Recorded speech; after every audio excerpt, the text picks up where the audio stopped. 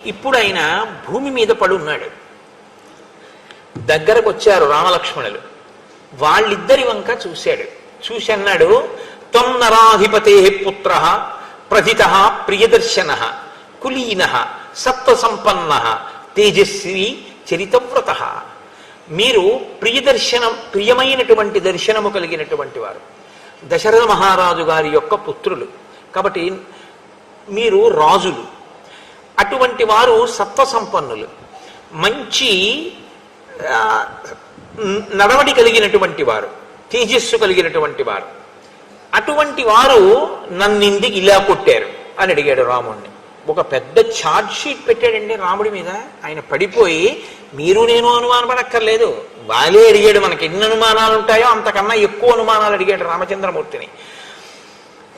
పరాన్ముఖవధం కృత్వా కోను ప్రాప్తస్త్వయా గుణ యదహం యుద్ధ సంరబ్ధ త్వత్కృతే నిధనం గతః. నేను నీతో యుద్ధం చెయ్యట్లేదు, ఇంకొకరితో యుద్ధం చేస్తున్నాను. ఇంకొకరితో యుద్ధం చేస్తూ నీ వైపు నా దృష్టి లేనప్పుడు నువ్వు నా మీద ఎందుకు బాణప్రయోగం చేశావు? నా ఎదురుగుండా కనపడకుండా. నువ్వు నా కంటికి కనపడడం వేరు, నా కంటికి నువ్వు కనపడలేదు. కనపడకుండా నేను పరాకుగా వేరొకరితో యుద్ధం చేస్తుండగా నువ్వు నా మీద బాణం వేశావు. ఇప్పుడు నీ గుణములన్నీ నువ్వు చేసిన పని చేత కొట్టుకుపోలేదా? ఇంత చారిత్రం ఉన్నవాడివి, ఇంత గొప్పవాడివని పేరున్నవాడివి, పరాకుగా ఉన్న వాలిని కంటి ముందు కనపడకుండా బాణమేసి కొట్టి రాముడు చంపాడన్న ఈ ఒక్క అపకీర్తి చేత నువ్వు సంపాదించుకున్న కీర్తి అంతా మట్టిలో కలిసిపోలేదా?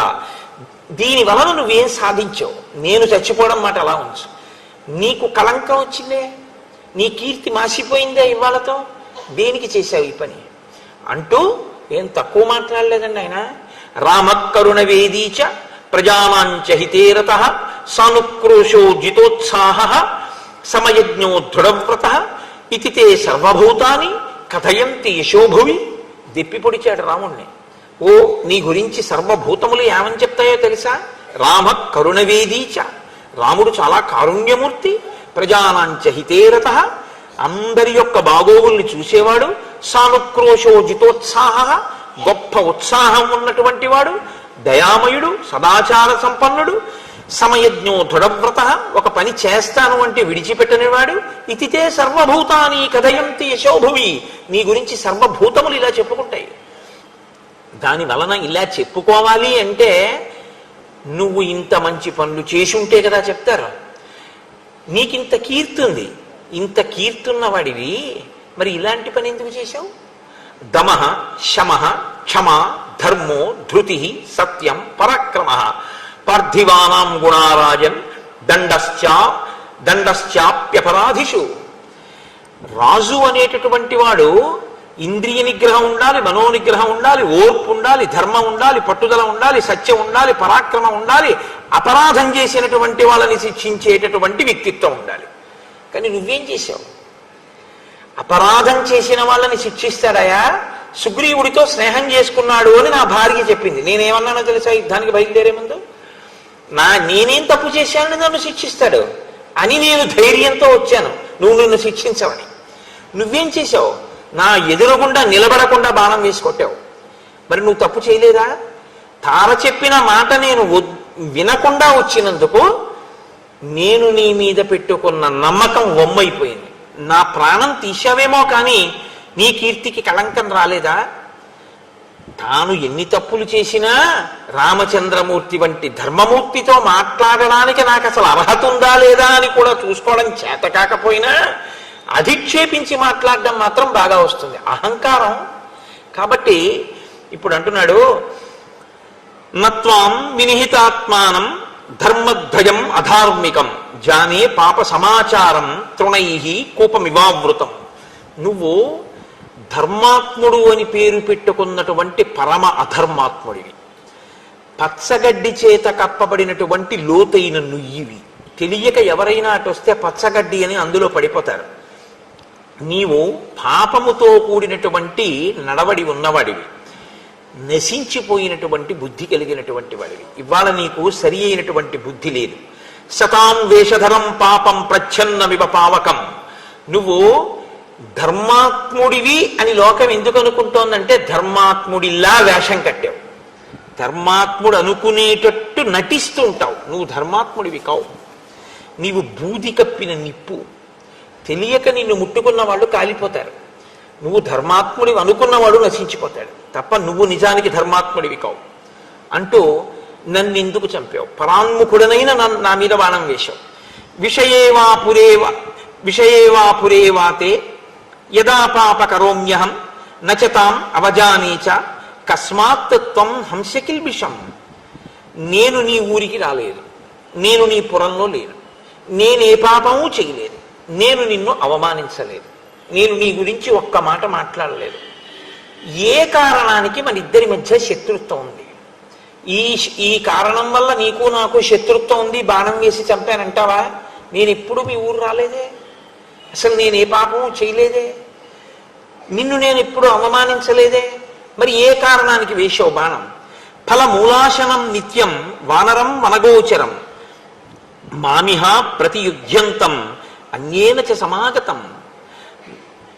నేను అరణ్యాల్లో తిరుగుతూ ఉంటాను, నేను పళ్ళు తింటాను, దుంపలు తింటాను, నేను వానరుణ్ణి కాబట్టి వనగోచరం, అడవిలో చెట్ల మీద తిరుగుతూ ఉంటాను, భూమి మీద తిరుగుతూ ఉంటాను. కాబట్టి నాకు నీకు యుద్ధం రావలసినటువంటి అవసరం అసలు లేదు. పైగా నేను యుద్ధం చేస్తున్నది నా తమ్ముడితో చేస్తున్నాను, ఇంకొక వానరంతో చేస్తున్నాను.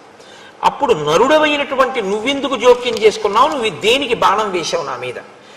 సామదానం క్షమా ధర్మ సత్యం ధృతి పరాక్రమౌ పార్థివానాం గుణా రాజన్ దండశ్చాప్యపరాధిషు. ఒక రాజు అన్నవాడికి కొన్ని లక్షణాలు ఉంటేనే వాడు రాజు అనిపించుకుంటాడు తప్ప నీలా చేతిలో ధనస్సు ఉన్నవాడల్లా బాణాలు వేసేవాడినల్లా రాజు అనకూడదు. సామము, దానము, ఓర్పు, ధర్మము, సత్యము, పట్టుదల, పరాక్రమము ఇవి ఎవరికి ఉంటాయో, ఎవడు యుక్తాయుక్త విచక్షణతో అపరాధికి దండన విధిస్తాడో అటువంటి వాడు రాజు అనిపించుకుంటాడు. సాధారణంగా లోకంలో ఇద్దరి మధ్య శత్రుత్వం రావాలి అంటే, ఒకడు ఇంకొకడిని నిగ్రహించాలి అనుకోవాలి అంటే కొన్ని కారణాలు ఉంటాయి, వాటి వల్ల మాత్రమే ఇద్దరి మధ్య పగలు ఏర్పడతాయి. భూమిర్హిరణ్యం రూపంచ నిగ్రహే కారణానిచ అత్ర కస్తే వనే లోభో మదీయేషు ఫలేషువా. ఒకటి భూమి వలన తగు రావాలి, ఈ భూమి నాదని ఒకడనాలి, కాదు నాదని ఒకడనాలి, అందుకు గొడవ రావాలి. హిరణ్యం బంగారం వల్ల గొడవ రావాలి. రూపంచ వెండి వలన తగు రావాలి. కానీ ఈ మూడిటి వలన కాకుండా నువ్వు దేని కొరకు ఇక్కడికి యుద్ధానికి వచ్చినట్టు? ఇక్కడున్న చెట్లు, పళ్ళు, కాయలు వీటి కోసం నన్ను చంపడానికి వచ్చావా అడవికి?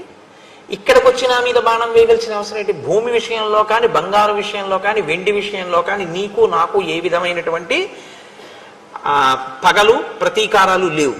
త్వంతు కామప్రధానశ్చ కోపనశ్చానవస్థిత రాజవృత్తైశ్చ సంకీర్ణ శరాసన పరాయణ. రామ, నీవు కామప్రధానశ్చ, నువ్వు కామప్రధానమైన జీవితం గడిపేటటువంటి వాడివి. చాలా విశేషమైనటువంటి కోప స్వభావుడు, నీ కోపాన్ని నువ్వు అణుచుకోలేవు. ఒక రాజు ధర్మార్థ కామములను ఎలా సమన్వయం చేసుకోవాలో, ఏది ఎక్కడ ఎలా ఎంత మోతాదులో వాడుకోవాలో తెలిసినటువంటి వాడై ఉండాలి. కానీ నీకది తెలియదు కాబట్టి నువ్వు ఒకదాన్ని ఒకదాంతో అశాస్త్రీయంగా మేళవించి ప్రవర్తిస్తూ ఉంటావు. శరాసన పరాయణ, నువ్వు చేతిలో ధనస్సు ఒకటి పట్టుకుని ఎవడి మీద ఎప్పుడు ఎలా బాణం వేద్దామా అని చూస్తావు. అందులో ఇంక నీకు ధర్మాధర్మాలు లేవు. ఎదురుగుండా ఉండి కొట్టానా, ఇంకోటితో యుద్ధం చేస్తుంటే కొట్టానా, ఇవన్నీ అక్కర్లేదు, బాణం వేయడమే నీకు పని అంతే. కాబట్టి అలా బాణం వేసేటటువంటి లక్షణం ఉన్నవాడివి. కాబట్టి మీరు ఒకటి గుర్తించండి, మనం కొత్తగా వాలిని రాముడు చెట్టు చాటు నుంచి కొట్టాడు అని అడగక్కర్లేదు. వాలి మనకన్నా ఎక్కువ ప్రశ్నలు ఆయనే వేశాడు కదండి. ఇప్పుడు వాలి తృప్తి పడితే రాముడి జవాబుకి ఇక మీరు నేను ఎప్పుడూ ఆ ప్రసక్తి జోలికి వెళ్ళక్కర్లేదు. రామాయణం విన్నందుకు కదా.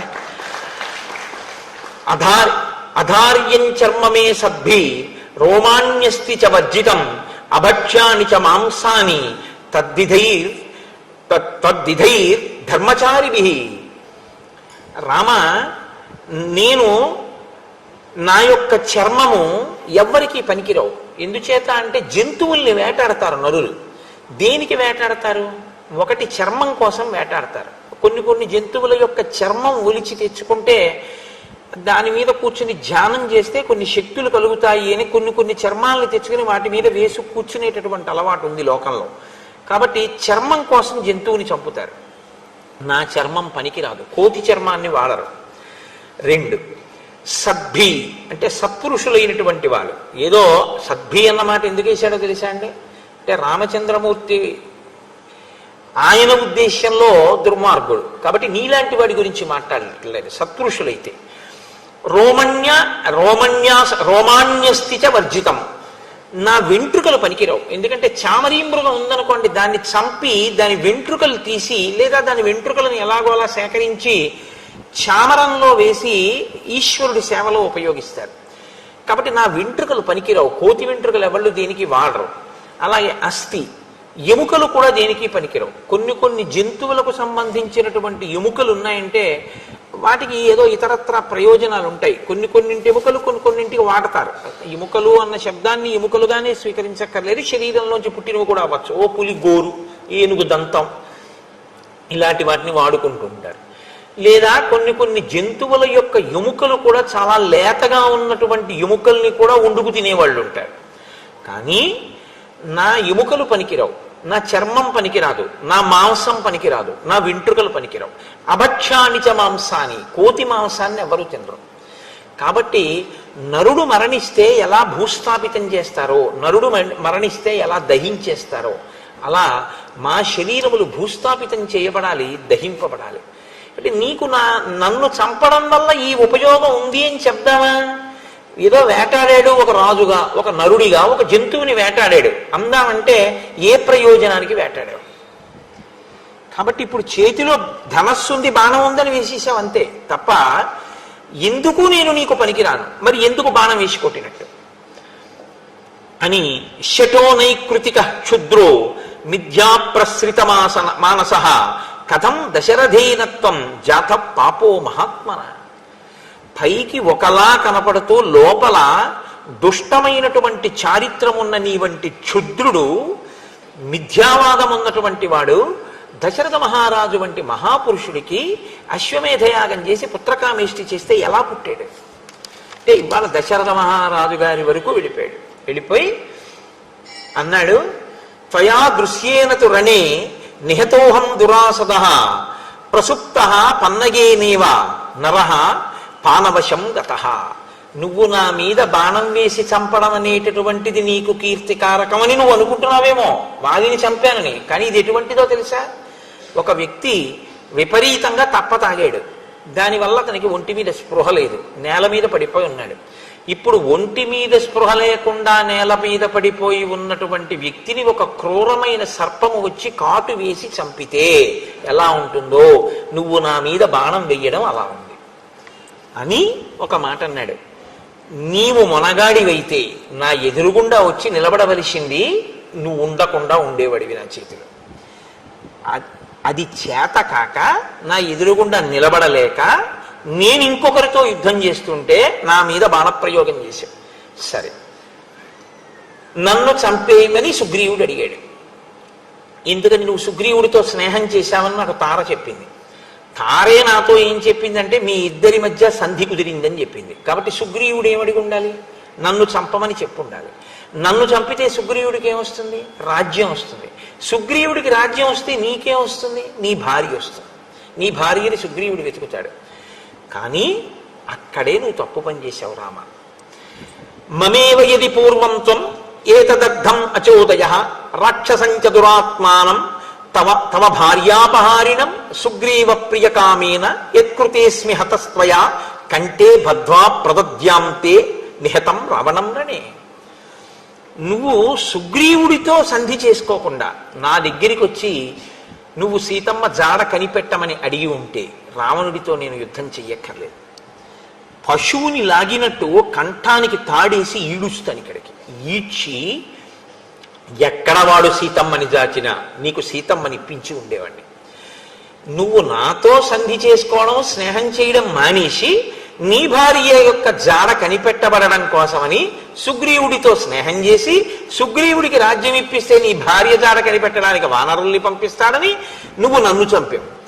కానీ నాతో స్నేహం చేస్తే నీ పని ఇప్పటికే అయిపోయింది. ఇంతటి దురాత్ముడు, ఇంతటి పాపపు నడువడి కలిగినటువంటి వాడు అడిగినా రాముని యొక్క ఔదార్యం అటువంటి. ఆయన సమాధానం చెప్తున్నారు. ఆయన అన్నారు, ధర్మమర్థంచ కామంచ సమయంచాపి లౌకికం అవిజ్ఞాయ కథం బాల్యాత్ మామిహాద్యని విగర్హసి. అసలు నీకు పురుషార్థములు అని 4 ఉన్నాయని, ధర్మము, అర్థము, కామము, మోక్షము అని 4 ఉంటాయని, అందులో మిగిలినటువంటి మోక్షమును పొందడానికి సాధనములైనటువంటి ధర్మ, అర్థ, కామములనేటటువంటి వాటిల్లో అర్ధకామములను ధర్మంతోటే సమన్వయం చెయ్యాలని నీకు అసలు తెలియదు. నీకు అసలు ఎప్పుడూ చతుర్విధ పురుషార్థములన్న వాటి గురించి నువ్వు మాట కూడా ప్రయత్నపూర్వకంగా సావధాన దృష్టితో తెలుసుకునే ప్రయత్నంతో విన్నవాడివి కావు, ఆలోచించిన వాడివి కావు, అనుష్ఠాన బలం ఉన్నవాడివి కావు. నీకు ధర్మం గురించి ఏం తెలుసని మాట్లాడుతున్నావు? నువ్వు ధర్మం గురించి ప్రశ్నలు వేస్తున్నావు. అపృష్టా బుద్ధి సంపన్నాన్ వృద్ధాన్ ఆచార్య సమ్మతాన్ సౌమ్య వానరచాపల్యాత్ కిం మాం వక్తుమిహిచ్చసి. అసలు ఆ ధర్మం అంటే ఏమిటో తెలుసుకోవాలి అంటే, ఆ ధర్మాన్ని ఎలా పట్టుకోవాలో తెలియాలంటే, ధార్మికంగా బతకడం అంటే ఏమిటో తెలుసుకోవాలంటే మహాత్ముల్ని ఒంట్లో ఓపికండగా ఆశ్రయించాలి. ఆశ్రయించి వారి దగ్గర విని జీవితంలో అనుష్ఠానంలోకి తెచ్చుకోవాలి. విని వదలకూడదు, ఆచరించాలి. నువ్వెవరిని ఆశ్రయించావు? చపల చిత్తులైనటువంటి నీ వంటి అమాత్యులైన వానరులతో తిరిగావు, వాళ్ళతో మాట్లాడతావు. నువ్వు ఎప్పుడైనా బుద్ధిమంతులు, ఆచార సంపన్నులు, పెద్దలు, ధార్మికులు, శాస్త్ర పరిజ్ఞానం ఉన్న వారిని ఎవరినైనా సేవించి వారి దగ్గర 4 మంచి మాటలు వినే ప్రయత్నం ఎప్పుడైనా చేశావా? నువ్వెన్నడూ చేయలేదు. నీకు తెలుసున్నది శాస్త్రం అని నువ్వు అనుకుంటూ ఉంటావు. ఇంతపాటి అల్పబుద్ధి ఉన్నవాడివి నువ్వు నన్ను ఎలాగా ఇన్ని ప్రశ్నలు వేసి నీ ఇష్టం వచ్చినట్లు మాట్లాడుతూ నన్ను నింద చేసి నువ్వు మాట్లాడగలుగుతున్నావు? ఇక్ష్వాకూణాం జియం భూమి సశీల వనకానన మృగపక్షి మనుష్యానాం నిగ్రహానుగ్రహీష్వపి. నీతో నేను ఒక సత్యం చెప్తున్నాను. ఈ కొండలతో, పర్వతములతో, నదులతో, నదములతో, అరణ్యములతో భాసిల్లుతున్నటువంటి ఈ భూమండలం అంతా కూడా ఇక్ష్వాకుకుల సంజాతులైనటువంటి వారి చేత పరిపాలింపబడుతోంది. పరమ ధర్మాత్ముడైనటువంటి భరతుడు రాజరికం చేస్తున్నాడు. ఇప్పుడు భరతుడు ధర్మాత్ముడు. ఆయన ధర్మాన్ని పట్టుకొని ధర్మాన్ని అనుష్ఠిస్తున్నాడు. ఆయన తన రాజ్యంలో ఉన్న వాళ్ళు కూడా ధార్మికులై ఉండాలి అని ఆలోచిస్తుంటాడు. తస్య ధర్మకృతాదేశ వయమన్యే చ పార్థివాః చరామో వసుధాం కృత్స్నాం ధర్మ సంతానమిచ్చవా. నేను ఈ అరణ్యంలో తిరుగుతున్నది భరతుడు ఏం కోరుకుంటున్నాడో, ధర్మము మధ్యలో ఎక్కడ తెగిపోకుండా ప్రవహించాలి, ధర్మము అనుష్ఠింపబడాలని రాజైన భరతుడు ఏది కోరుకుంటున్నాడో అది అందరి చేత అనుష్ఠింప చెయ్యడం ప్రయోజనంగా కూడా పెట్టుకుని తిరుగుతున్నవాడిని తప్ప ఏదో ఉబుసుపాత 14 ఏళ్ళు అడవిలో తిరిగితే అయిపోతుందని తిరుగుతున్నవాడిని కాను. అందుకే ఋషులకి అభయం ఇచ్చాడు అంటే ధర్మం కోసమే. క్షాత్ర ధర్మం అయింది. ధర్మము యొక్క కొనసాగింపు యందు నేను అనురక్తి ఉన్నవాడను. ప్రభువు ధర్మమునందు అనురక్తి ఉన్నవాడు. ఆయనది భూమి. ఇక్కడ ఉన్న మృగ పక్షి సమస్త జాతులు ధర్మమును అవలంబించేటట్టుగా చూడడం మా హక్కు, మా అధికారం. నువ్వు నీది ధర్మమా, నీది ధర్మమా, నీది ధర్మమా అని నన్ను ఎన్నో ప్రశ్నలు వేశావు. జ్యేష్ఠో భ్రాత పితా చైవ యశ్చ విద్యాం ప్రయచ్చతి తయస్తే పితరో జ్ఞేయ ధర్మ్యే పదిహివర్తనిహ. ధర్మాలకన్నిటికీ అలవాలమైనటువంటి ధర్మం లోకంలో తనకన్నా ముందు పుట్టినటువంటి అన్నగారు ఎవడుంటాడో ఆయన, తనకి జన్మనిచ్చినటువంటి తండ్రి గారు ఎవరుంటారో ఆ తండ్రి, విద్య చెప్పినటువంటి గురువు గారు ఎవరుంటారో, విద్య చెప్పిన గురువు కన్నా ఉపదేశం చేసిన గురువు ఇంకా ఎక్కువ. పెద్దవాడు, తండ్రి, విద్య నేర్పినటువంటి గురువు, ఈ ముగ్గురు తండ్రితో సమానమైన స్థాయిలోనే ఉంటారు. కాబట్టి ఇప్పుడు నువ్వు సుగ్రీవుడికి ఎవరు? తండ్రి. తండ్రి కొడుకుని ఎలా చూడాలి? ఎంత ప్రేమగా చూడాలి? కొడుకు భార్య నీకేమవుతుంది? కోడలవుతుంది. నువ్వేం చేసావు? నువ్వు ధర్మం గురించి నన్ను అడుగుతున్నావు. ఇంకింతకన్నా వాలి నోరు ముయ్యడానికి ఏం కావాలండి జవాబు? ఆయన అన్నారు, యవీయాం ఆత్మన పుత్ర శిష్యశ్చాపి గుణోదిత పుత్రవత్తే త్రయశ్చింత్య ధర్మశ్చేదత్ర కారణం. ధర్మము కారణముగా ధార్మికమైన దృష్టితో చూసినప్పుడు తమ్ముడు, అన్నగారి వైపు నుంచి మాట్లాడినప్పుడు ఒక అన్నగారికి తన తమ్ముడు, తన కడుపున పుట్టిన కొడుకు, తనని అనువర్తించేటటువంటి శిష్యుడు, ఈ ముగ్గురు ఎందు భేదం ఉండదు. ముగ్గురిని ఒక్కలాగే చూస్తాడు. తన కొడుకెంతో తన శిష్యుడంతే, తన శిష్యుడెంతో తన తమ్ముడంతే. తమ్ముడు, శిష్యుడు, కొడుకు ముగ్గురు సమానం. ముగ్గురిని సమానంగా అన్నగారు చూడాలి. తండ్రి లేనప్పుడు పెద్దన్నగారిని తండ్రిలా తమ్ముడు చూడాలి. సుగ్రీవుడు చూశాడా లేదా? చూశాడు. నువ్వు దుందుభిని చంపడానికి వెడితే చచ్చిపోయావు అనుకున్నాడు, అందుకని ఉదకక్రియ చేశాడు. ఉదకక్రియ చేశాడు అంటే నమ్మాడు చచ్చిపోయావని. చెప్పలేదు మంత్రులతో, చచ్చిపోయావని కూడా చెప్పలేదు. బాధ తన కడుపులో పెట్టుకున్నాడు. వాళ్ళు గుచ్చి గుచ్చి ప్రశ్న వేసి రాజ్యం ఇచ్చారు. తన భార్య రుమతో నువ్వు చచ్చిపోయావు అనుకుంది కాబట్టి చనిపోయాడు అనుకుంటే అన్న భార్య తమ్ముడిని స్వీకరించచ్చు. సంధ్యావందనం చేసే మానవ జాతిలో నీ భార్య తార నీతో కూడింది కాబట్టి సుగ్రీవుని యందు దోషం లేదు. నీ భార్య అతనితో కూడిన ఆయన భార్య రుమతో ఆయన రాజ్యాన్ని స్వీకరించి పాలన చేశాడు. నువ్వు బతికున్నాను అని తిరిగి వచ్చావు. అన్నయ్య పట్టాభిషేకం అయిపోయిందని ఖైదు చేశాడా? కిరీటం పాదాలకి తగిలేటట్టు వంగి నమస్కరించి, అన్నయ్య రాజ్యం తీసేసుకో, నేను యువరాజుని, నన్ను మన్నించు, నాకు తెలియదు అన్నయ్య నువ్వు బ్రతికున్నట్టు అని చెప్పాడు. తండ్రిగా ఉండవలసిన నువ్వు జరిగిన పరిస్థితిని తెలుసుకుని నువ్వు పట్టాభిషేకం చేసుకుని నువ్వు తారతో, ఎందుకంటే నువ్వు బ్రతికొచ్చావు అని తెలిసిన తర్వాత తార మళ్ళీ నీ పక్కకు వచ్చేయచ్చు. మీ జాతిలో అది దోషం కాదు. తార నీ పక్కకి వెళ్ళిపోయి రుమ సుగ్రీవుడి పక్కకి వెళ్ళిపోతే ధర్మం నిలబడి ఉండేది. సుగ్రీవుడి వైపు నుంచి దోషం లేదు. సుగ్రీవుడు నిన్ను ప్రార్థన చేశాడు, నువ్వేం చేశావు? తదేతత్కారణం పశ్య యదర్థం తం మయా హతః భ్రాతుర్వర్తసి భార్యాయాం త్యక్త్వా ధర్మం సనాతనం అస్యత్తం ధనమానస్య సుగ్రీవస్య మహాత్మనః రుమాయాం వర్తసే కామాత్ స్నుషాయాం పాపకర్మకృత్. నీవు సుగ్రీవుణ్ణి రాజ్యంలోంచి వెళ్ళగొట్టడం మొదటి తప్పు. అతను రాజ్యం ఇచ్చేస్తాను, యవ్వరాజ్యం ఇమ్మన్నాడు.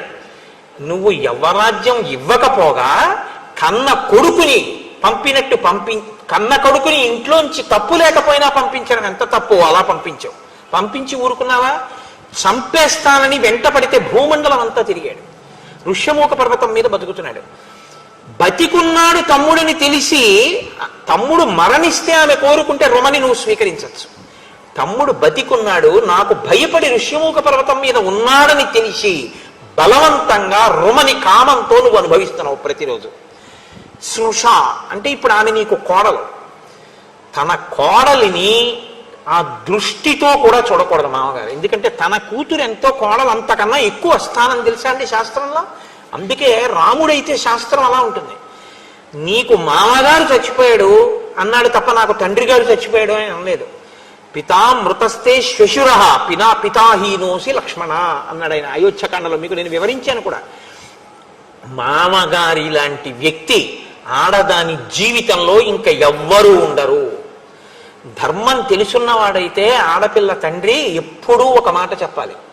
అందరూ తనకి నమస్కరించిన పెళ్ళైపోయాక తన కూతురు మాత్రం మామగారు ఎదురుగుండా ఉండగా తనకి నమస్కారం చేయకూడదు. ముందు మామగారికే ముందు నమస్కారం నేర్పుకోవాలి. అమ్మా నీ మొదటి నమస్కారం నీ మామగారికే. మామగారి లాంటి బంధువు ఉండడు ఉండడు ఉండడు అని చెప్తోంది శాస్త్రం. అంత ప్రేమగా ఉంటాడు మామగారు. ఇది చెప్పేటప్పుడు నాకు చాలా సంతోషంగా ఉంటుంది. నా కోడలు ఎప్పుడు వస్తుందా అనిపిస్తుంటుంది. కాబట్టి అలాగని నువ్వు ఇప్పుడేం దాని గురించి ప్రత్యేక ప్రయత్నం అక్కర్లేదు. ఆ రోజు వచ్చినప్పుడు నేను చూస్తాను. కాబట్టి యవీయాం ఆత్మన పుత్ర, నీవు స్నుష కోడలి వంటి నీ మరదలితో నువ్వు సంగమించావు, బలవంతంగా అనుభవించావు. తమ్ముడు బ్రతికున్నాడని తెలిసి. ఇప్పుడు చెప్పు, ఎవరిది ధర్మం? నువ్వు ధర్మాత్ముడివా?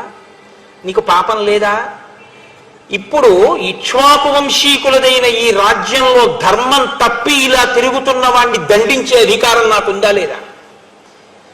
రాజు దండన విధించాలి. ధర్మం తప్పిపోయినవాడు పరిపాలన చేస్తే ఇదే రేపు అందరూ ధర్మంగా స్వీకరిస్తారు. కాబట్టి నువ్వు దండార్హుడవు. తత్ వ్యతీతస్య తే ధర్మాత్ కామవృత్తస్య వానరా భ్రాతృభార్యాభిమర్శ్యేస్మిన్ దండోయం ప్రతిపాదితః. తమ్ముడి భార్యని అనుభవించినటువంటి నిన్ను వధించడం మినహా ఇంకొక శిక్ష శాస్త్రంలో లేదు. ఓన్లే ఏదో చేసి విడిచిపెడదాం, ఓ అంగవైకల్యం చేద్దాం, ఓ కాలు తీసేద్దాం, ఓ చేయి తీసేద్దాం అంటే కుదరదు. శాస్త్రంలో ఇటువంటి తప్పు చేసిన వాడు ఇక శరీరంతో ఉండకూడదు. కాబట్టి అతన్ని మృత్యు మార్గమునకు పంపించవలసి ఉంటుంది, మృత్యువునకు ఎరగా పంపించవలసి ఉంటుంది. కాబట్టి నేను నిన్ను చంపేశాను బాణం వేసి. సుగ్రీవేణ చమే సఖ్యం లక్ష్మణేన యథా తథా. సుగ్రీవుడితో స్నేహం చేశావు, సుగ్రీవుడితో స్నేహం చేశావు అంటున్నావు. సుగ్రీవుడితో నా స్నేహం, లక్ష్మణుడితో స్నేహం ఎటువంటిదో అటువంటిది. లక్ష్మణుడు ధర్మాత్ముడు, అందుకని నా వెంట ఉంటాడు. సుగ్రీవుడు ధర్మాత్ముడు, నా వెంట ఉండడానికి అంగీకరించాను. ఇప్పుడు సుగ్రీవుడు నా తమ్ముడి స్థానం పొందాడు. నీ తమ్ముడైనా నువ్వు సుగ్రీవుణ్ణి తమ్ముడి స్థానంలో ఉంచుకుని నేను ఇచ్చిన మర్యాదను ఇవ్వలేకపోయావు. కాబట్టి అన్నగా చచ్చిపోయావు అంతే. ఈ మాట విని ఎంత ఏడవాలండి వాలి. ఆయన మాట్లాడితే రామచంద్రమూర్తి మాట్లాడడం అంటే అంత స్పష్టంగా ఉంటుంది. కాబట్టి దార రాజ్య నిమిత్తంచ నిశ్రేయస కరస్సమే, నేను ప్రతిజ్ఞ చేశాను, ఆయన రాజ్యాన్ని ఆయన భార్యని ఆయనకి ఇప్పిస్తాను అని నేను ప్రతిజ్ఞ చేశాను. కాబట్టి ఇప్పుడు నువ్వు మరణిస్తే సుగ్రీవుడి భార్య సుగ్రీవుడికి దక్కుతుంది, ధార్మికం అవుతుంది. నీవు మరణించిన తరువాత రాజ్యము కూడా సుగ్రీవుడికి వెళ్ళిపోతుంది. నీవు బ్రతికుండగా సుగ్రీవుడి నీ పాదముల మీద పడి ప్రార్థన చేసినప్పుడు నువ్వు సరిగా ప్రవర్తించి ఉంటే నేను జోక్యం చేసుకోవలసిన అవసరం ఉండేది కాదు. నేను నిన్ను చంపడం నువ్వు తెచ్చుకున్నటువంటి పరిస్థితి తప్ప నేను నిన్ను వెతికి చంపవలసిన అవసరం నాకు లేదు. ధర్మాన్ని నిలబెట్టడానికి నిన్ను చంపడం వినా మార్గం లేని స్థితిని నువ్వు కల్పించుకున్నావు. వాలి పరిస్థితిని ఎవరూ కల్పించుకోకూడదు. కాబట్టి రాముడు ఎప్పుడు ఇచ్చే అవకాశం ఏమిటో తెలుసా అండి? తెలిసో తెలియకో చేసేసిన తప్పులకి రాముడు ఏమండవు. రామా, ఎన్ని తప్పులు చేశానో తండ్రి, నా తప్పైపోయింది, నన్ను మన్నించని త్రికరణ శుద్ధిగా రామపాదముల మీద పడిపోతే ఆ పాపములన్నిటినీ మన్నించేస్తాడు రామచంద్రమూర్తి. ఆయన దయాగుణం కలిగినటువంటి వాడు రాముడు. కాబట్టి నీవు అలా ప్రవర్తించలేదు, అందుకని నిన్ను చంపవలసినటువంటి పరిస్థితి వచ్చింది. ప్రతిజ్ఞాచమయా దత్త తదా వానర సన్నిధౌ ప్రతిజ్ఞాచ కథం శక్య మద్విదేనావ వివేక్షితం.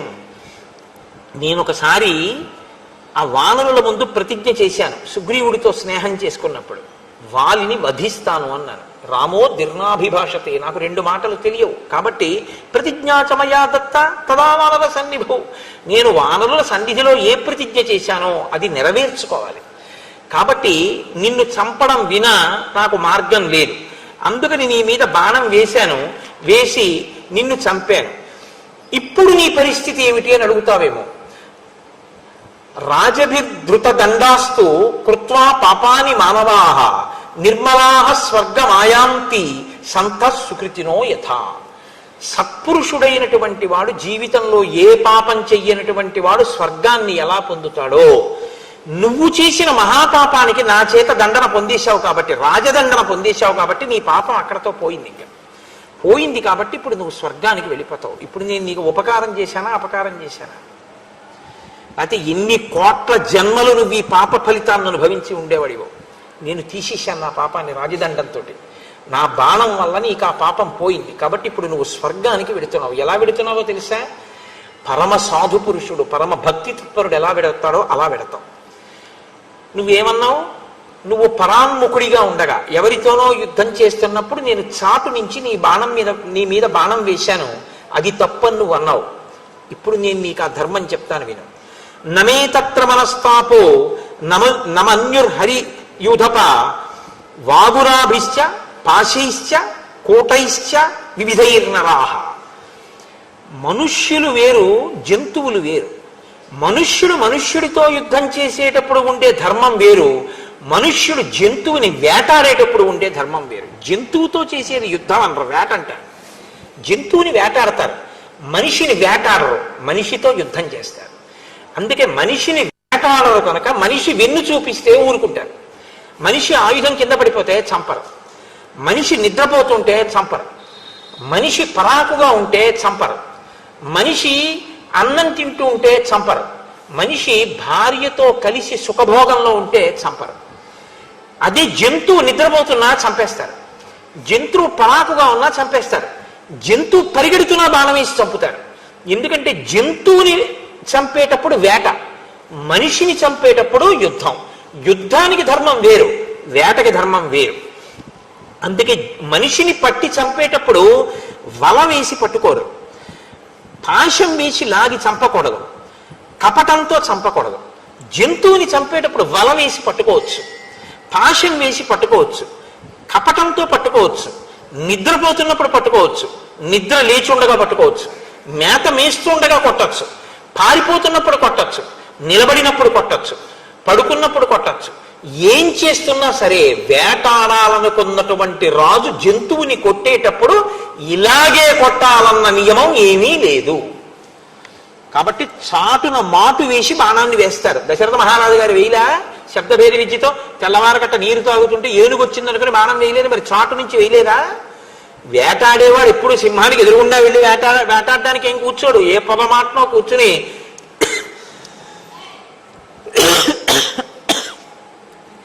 సింహం వచ్చింది అనుకుంటే వెంటనే సింహం మీద బాణప్రయోగం చేస్తారు. అంతేగాని ఆ సింహానికి ఎదురుగుండా వచ్చి యుద్ధం చేయాలని నియమం లేదు. వేట అన్న పదానికి అర్థం ఏమిటంటే జంతువుని మనిషి కొట్టేటప్పుడు వేట, మనిషి మనిషిని కొట్టేటప్పుడు యుద్ధ ధర్మం. నువ్వెవరు? వానరుడివి, నేనెవరు? నరుణ్ణి. నువ్వు జంతువు, నేను నరుడు. జంతువుని కొట్టేటప్పుడు మనుష్య ధర్మం పాటించమని నువ్వెవరు నాకు చెప్పడానికి ధర్మం?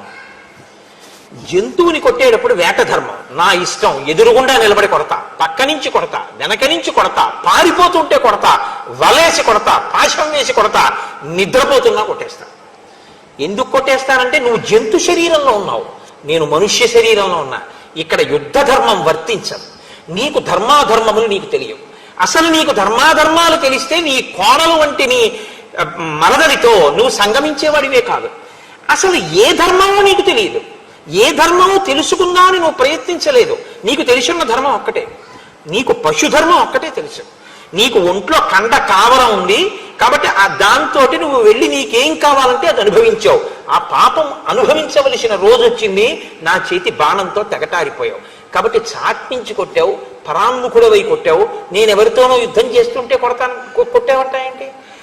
నాకు నేను పొందవలసిన ధర్మాన్ని, నేను పాటించవలసిన ధర్మాన్ని నేను ఎవరి పట్ల పాటించాలో అది మానేసి నీ పట్ల నేను పాటించాలి ధర్మాన్ని చెప్పడానికి నువ్వెవరు? శాస్త్రం ఏది చెప్పిందో అది ధర్మం, నువ్వు చెప్పింది ధర్మం కాదుగా. తత్ శాస్త్రం ప్రమాణంతే, శాస్త్రము ప్రమాణం. ఇదే నేను మీతో మనవి చేసేది. రాముడు ఎప్పుడు మాట్లాడినా శాస్త్రమే మాట్లాడతాడు, తన సొంత నిర్ణయాలు చెప్పడు రాముడు. ధర్మాన్ని నిర్ణయించినది శాస్త్రాలు నిర్ణయించేయి, స్మృతులు నిర్ణయించేయి. ఆ స్మృతులు నిర్ణయించినప్పుడు క్షత్రియులకి వేట ధర్మాన్ని నిర్ణయించేయి, యుద్ధ ధర్మాన్ని నిర్ణయించేయి. వేట ధర్మం జంతువుల పట్ల, యుద్ధ ధర్మం సాటి మనుష్యుల పట్ల. ఇప్పుడు నేను ఒక జంతువుని వేటాడేటప్పుడు పరాముఖంగా ఉండగా కొట్టానా, ఎదురుగుండా కొట్టానా, పారిపోతే కొట్టానా? ఇవేవి నాకు అధర్మాన్ని తీసుకురావు. కాబట్టి నీవు నన్ను ఇలా కొట్టానేమని అడిగేటటువంటి అధికారమే నీకు లేదు. అసలు ధర్మం అన్న మాట ఎత్తే అధికారం నీకు లేదు. నువ్వు చాలా ధర్మాత్ముడమైనట్టు మాట్లాడుతున్నావు. కారణం ఏమిటో తెలుసా? నీకేమీ తెలియకపోవడమే కారణం. ఏవముక్తస్తు రామేణ వాలి ప్రవ్యధితో భృజం నదోషం రాఘవే దధ్యౌ ధర్మేధిగత నిశ్చయ ప్రత్యుమాచతో రామం ప్రాంజలిర్వానరీశ్వర. ఈ మాటలు విన్నట్ట వాలి రెండు చేతులు ఎత్తి కన్నీటితో నమస్కారం చేసేట. అయ్యా, నేను ఎంత తప్పు మాట్లాడానో నాకు అర్థమైంది. రామా, మీరు ధర్మమూర్తి, రాశీభూతమైనటువంటి ధర్మం. ఇది తెలియక నేను ధర్మాత్ముడనుకుని మీరు తప్పు చేశారనుకుని నా నోటికొచ్చినట్టు వదరాను. అయినా మీరు మహానుభావుడు కాబట్టే మీరు ఒక మాట అన్నారు, నీ మీద నాకు కోపము లేదు, నువ్వు చచ్చిపోయావని నాకు బాధ లేదు, నా కర్తవ్యం పూర్తయింది అన్నారు. నేను ఇన్ని మాటలన్నా మీరు నా మీద ఎందుకు ఖేదపడలేదంటే అజ్ఞాని, ఏమీ తెలియనివాడు. వాడికి ఏ ధర్మం తెలిసని వాడు సరిగ్గా మాట్లాడతాడు, వాడికి ఏం తెలియదు. ఏమీ తెలియని వాడు మాట్లాడితే దానికి నేను చింతిస్తే నా స్థాయి తగ్గుతుంది. కాబట్టి వాడికి ఏమీ తెలియని వాడు మాట్లాడితే దానికి బాధ ఏమిటి? అందుకని మీరు బాధపడలేదని కూడా చెప్పారు. మీరు ఎంతటి ధర్మాత్మలో నాకు ఇప్పుడు అర్థమైంది. కాబట్టి అంజలి ఘటించి మీకు నమస్కరిస్తున్నానని ఒక్కసారి రామచంద్రమూర్తికి సాంజలి బంధకంగా నమస్కరించి ఆయన ధర్మాన్నంతటినీ శ్లాఘించారు. అది రామానుగ్రహం అంటే. కాబట్టి ఇప్పుడు ఎంతో సంతోషించారు. అని తత్రాపి కలు మే దోషం కర్తుం నర్హసి రాఘవ. రాఘవ, నన్ను క్షమించండి. నేను ఇలా పరిధి దాటి మాట్లాడినందుకు మీరు నన్ను క్షమిస్తే నా పాపాలన్నీ ఇక్కడితో సమసిపోతాయి. నేను సంతోషంగా ఊర్ధ్వలోకాలకు వెళ్ళిపోతాను అని నత్వాత్మానం అహం శోచే నతారాం నచ బాంధవాన్ యథా పుత్రం గుణశ్రేష్టం అంగదం కనకాంగదం. ఇంకా ధనేష, దారేష, పుత్రేష ఉంటుంది కదండి. ధనేష, దారేష గెలిచాడు రామదర్శనంతో, పుత్రేషం ఉండిపోయింది. నాకిప్పుడు తార గురించి బెంగలేదు, ఈ భూమి గురించి బెంగలేదు, అంటే రాజ్యం గురించి. అంగదం కనకాంగదం, బంగారు కేయూరములు పెట్టుకు తిరగడం అంటే ఇష్టమైనటువంటి నా కొడుకు చిన్నవాడున్నాడే, వాడికి ఏమీ తెలియదు పాపం ఇంకా ప్రవర్తన. రేపు సుగ్రీవుడు రాజవుతాడు, ఎలా ప్రవర్తిస్తాడో తెలియక ఆ సుగ్రీవుని యొక్క శత్రువులతో కలిసి తిరిగితే సుగ్రీవుడికి కోపం వస్తుంది. కాబట్టి మీరు నా తమ్ముడైనటువంటి సుగ్రీవుణ్ణి ఎలా రక్షించి కాపాడి హత్తుకుని మీ పక్కన పెట్టుకున్నారో అలాగే నా కొడుకైనటువంటి అంగదుణ్ణి మీ ఛత్రఛాయల్లో మీ నీడలో కాపాడి పెద్ద చేయండి రామా, ఇంకా నాకు అంతకన్నా ఏం అక్కర్లేదన్నారు. తప్పకుండా నేను నీ కొడుకుని అలాగే కాపాడతాను అని మాటిచ్చారు. మాటిచ్చిన తరువాత మళ్ళీ ఇంకొక మారు క్షమార్పణ చెప్పాడు. శరాభితప్తేన విచేతసామయా ప్రదూషితస్వం యదజానతా ప్రభో ఇదం మహేంద్రోపమభిమ విక్రమ ప్రసాదితస్వం క్షమమే నరేశ్వర. ఇక్కడతో మూడో మాట అయింది సత్యం. ఆయన అన్నాడు, మహానుభావ, నీవు ఇంద్రుని కూడా నిగ్రహించగలిగినటువంటి గొప్ప బలశాలి, మహేంద్రుడి వంటి శక్తి సంపన్నుడవు. అటువంటి నువ్వు నా ఎదురుగుండా ధనుర్బాణములతో నిలబడితే తెలియక నేను మాట్లాడిన మాటలు, నేను చేసినటువంటి అపరాధములు, నా పాప కర్మలు అన్నీ కూడా క్షమించి నన్ను కాపాడు, నా అనాచారమును మన్నించు అని నమస్కారం చేశాడు.